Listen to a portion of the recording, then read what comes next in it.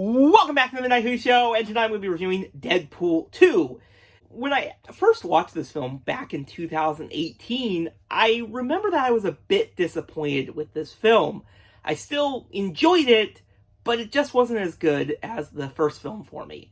But I will say, over the years, I have grown to actually appreciate this movie a bit more. It's as hilarious, I feel, as the first film, and there's a lot of great moments in it, and some I think are even better than the first film.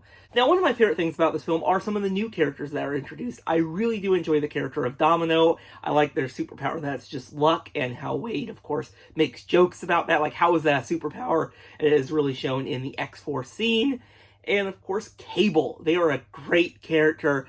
I did always laugh, of course, you know, that's played by the same person who plays Thanos. I always joked at that one when it first came out.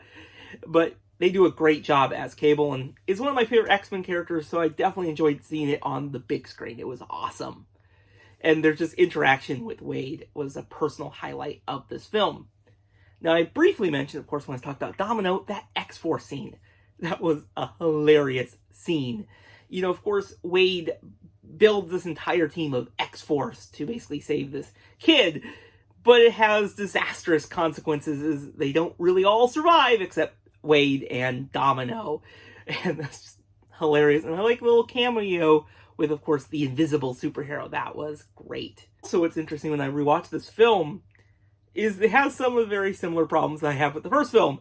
The villain is super forgettable. Even off the top of my head, I can't even remember their name.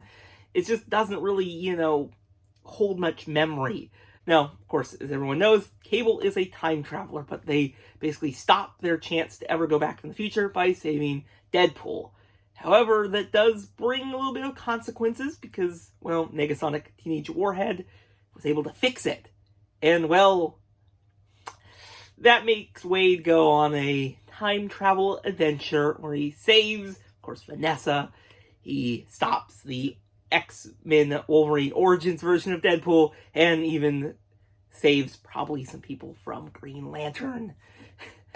And that's just a great ending to this movie.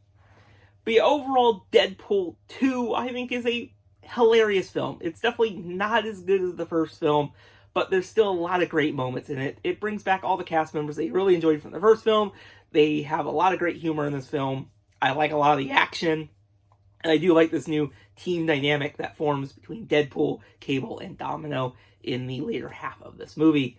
It's definitely a pretty decent sequel, and I am super excited that we are now even closer to the release of Deadpool and Wolverine, because it's been far too long without Deadpool on the big screen. Are you all excited for that movie? Let me know in the comments below, and also share your thoughts on Deadpool 2, and I'll see you guys in the next video. Bye, everyone.